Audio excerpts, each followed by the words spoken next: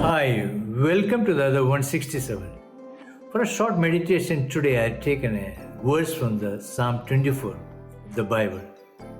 Who is this King of glory? Who is this King of glory? The verse says, the Lord strong and mighty, the Lord mighty in battle. The previous verse says, lift up your heads, you gates.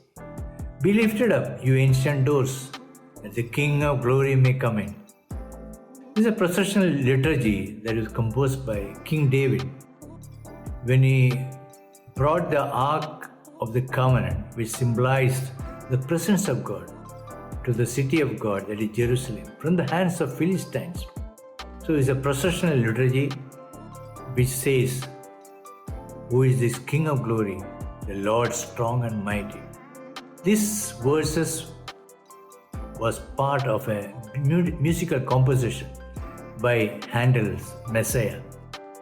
250 years back, when he composed this song, these verses found a beautiful place in that composition. There are three important points I wanted to bring out on this topic, King of Glory. God has revealed His glory in creation. This is point number one. God has revealed His glory in creation. We see in Psalm 19, when the psalmist says, the heavens declare the glory of God, the skies proclaim the work of His hands.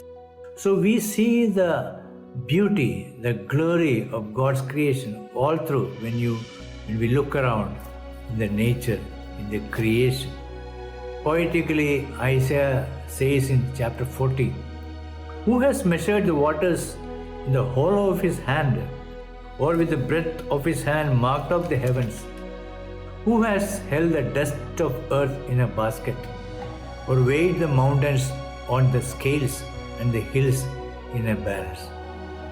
God is great. That's what Psalms 24 says, the earth is the Lord and everything in it.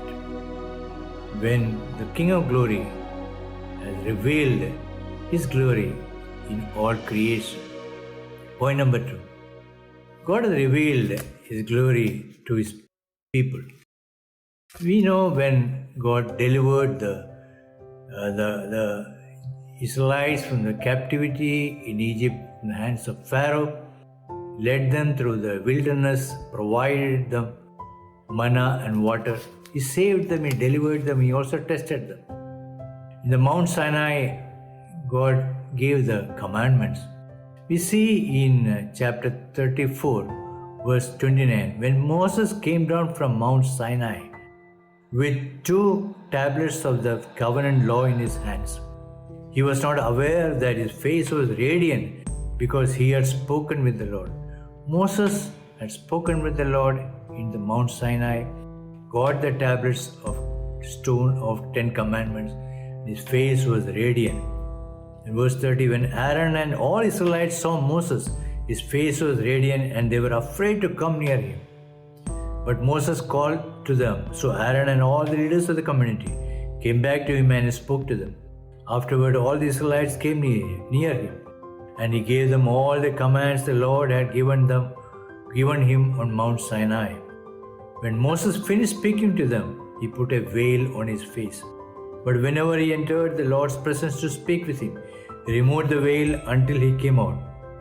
When he came out and told the Israelites that he had been commanded, they saw that his face was radiant. God has revealed His glory to people. We have beheld God's glory in our everyday life. God has miraculously saved us.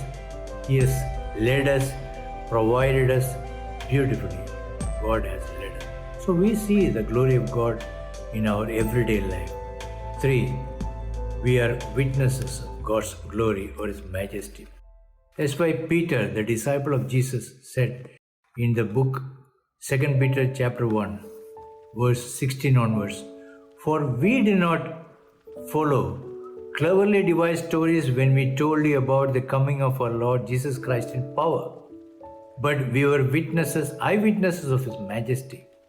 He received honor and glory from God the Father when the voice came to him from the majestic glory, saying, "This is my Son, whom I love. With him I am well pleased." So Peter says, we have beheld his glory. We are witnesses of his majesty. There are three important points I wanted to bring about on this verse. Who is this King of glory?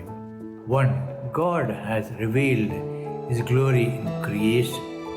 Very clearly, God has shown that he is the Lord of creation. Two, he has revealed his glory to people. We have seen his glory in our everyday life as we go forward holding his hand. Three, we are witnesses of his majesty or his glory. As we have entered the new year 2024, who is this King of glory? Can we open our hearts so that the King of glory will reside in our hearts? He will be the Lord of our life. He will rule our families, our resources, and our thoughts, our actions, our intentions. May God bless us that our hearts will be open to receive the King of glory, and he will reside in our hearts, and we'll bear fruit. We'll be witnesses of his majesty in this 2024 and shine forth for him. May God bless us with these words.